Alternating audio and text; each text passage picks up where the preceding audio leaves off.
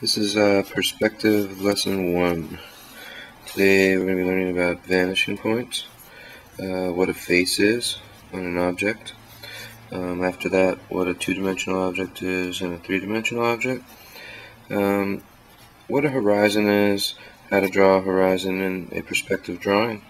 How to identify the horizon line out of several different perspective drawings. We're going to learn what an area is and how that relates to a face.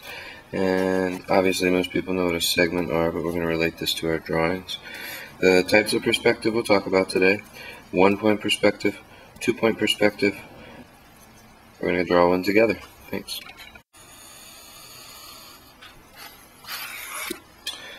Now, my horizon line doesn't have to be perfect. As you can see, I've skewed it a little bit on the end here just so that I can maybe draw something else in there. Water might reach the end of mine. The next thing that we're going to draw is our vanishing point from our perspective bank up here. The vanishing point is usually right on the horizon line. That's where the eye loses sight of the air and basically what's below the air. That could be the ground or it could be the water, depending on where you are in your drawing. So I'm going to have my vanishing point on the right hand side. And that means that everything in my drawing is going to basically move from the left to the right and stop right about here. That includes the sky and everything that's on or behind the vanishing line. Okay, so the two things that we've learned so far are the vanishing point and the horizon line.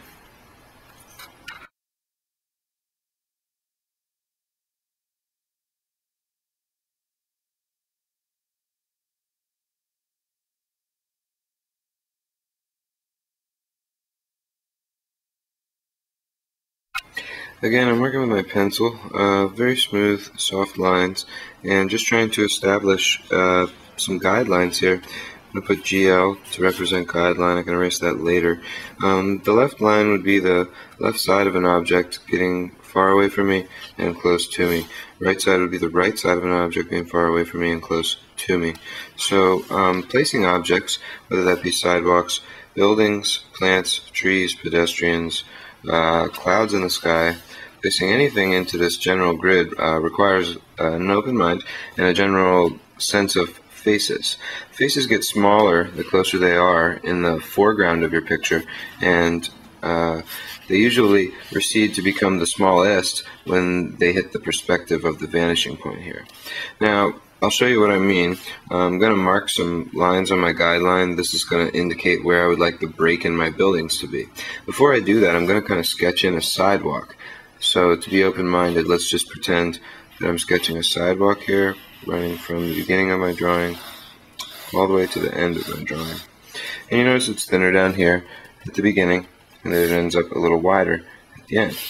So the next thing I'm going to do is indicate where I'd like a building to start, close to the vanishing point. Now, first I make up and down motion. I want my vertical line to be the front face and the back face of a building. I'm not going down any farther than my guideline. The top I leave open because I can decide on size of buildings later, and I think that's a mistake I made when I was younger. I'm going to add another building in, leave a little space, perhaps a parking lot, a break in the sidewalk, something that you might be able to fit in between these two buildings. Again, not even using my ruler. For those that would like to use a ruler, go right ahead. I'm leaving the top of my line open. That means that I can choose a height later that won't affect the rest of my drawing. Okay, this one a little bit bigger. Moving out a bit, I'm going to leave about this much space between the next building and make it shorter. And the general rule that you have to obey is each building contains two lines: 1, 2, 1, 2, 1, 2. They can be off a little bit, but they need to have two lines, with the first line closest to you being the tallest, and tallest of the sets of two. So now, even if I don't have a set of two, I can start a new building here that's taller, and that building can lean or curve or look as abstract and surreal as I'd like it to, but it's going to run right off the page. So I know that when I go in with my ruler and start to fix things up a little bit, that it'll be a lot easier when it runs right off the page. As I begin to draw the top of the buildings, the really important part here is to line up one end of the ruler with the vanishing point And then to choose how tall you want your building to be before you draw the guidelines for the buildings.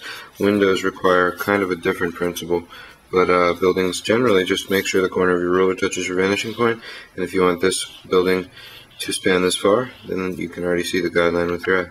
As I draw, I'm actually going in and erasing things that are just, not important. The centers of the buildings, obviously we won't ever be able to see the horizon line again, so if you get in the habit of drawing softly, it saves you a lot of time in the end. And if you just take out the centers of objects as you're drawing them, it saves you a lot of time in the end of going back and cleaning it up with one of those professional erasers. And what I've done so far is just topped my buildings to match my vanishing point. So my 4 buildings are kind of outlined now. That should be kind of obvious to the viewer. You can see the vanishing point has been erased a little bit, but the tops of the buildings are all leaning towards them. That's the front building, and this would be a sidewalk that would lead to my vanishing point. This could be a road. This could even be, if you were doing an interior, this could be boxes lined inside of a factory with a ceiling view and a back wall. And this could be an aisle between boxes and a building, or some sort of shelves maybe within a store that you were going to a supermarket for. But it just shows you that there's really no limit for the perspective drawings. You should just start with a few objects and build your city as you go. The next thing that we're going to do is we're going to basically draw the sides of the buildings to give them what we call 3 dimensions. Right now these objects are just 2-dimensional. There's just one side times one side here, and the 2 dimensions that you see, the one side and the one side, look very flat, and this isn't the kind of artwork that we're looking for right now. We want art that basically shows that our buildings have space and depth. We are going to be doing a 1-point perspective drawing today, and that's because there's only one vanishing point.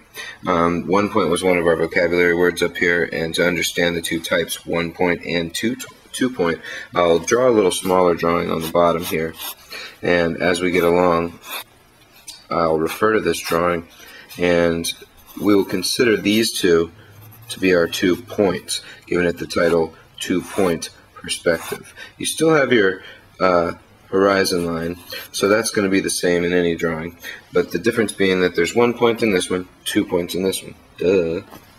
Okay.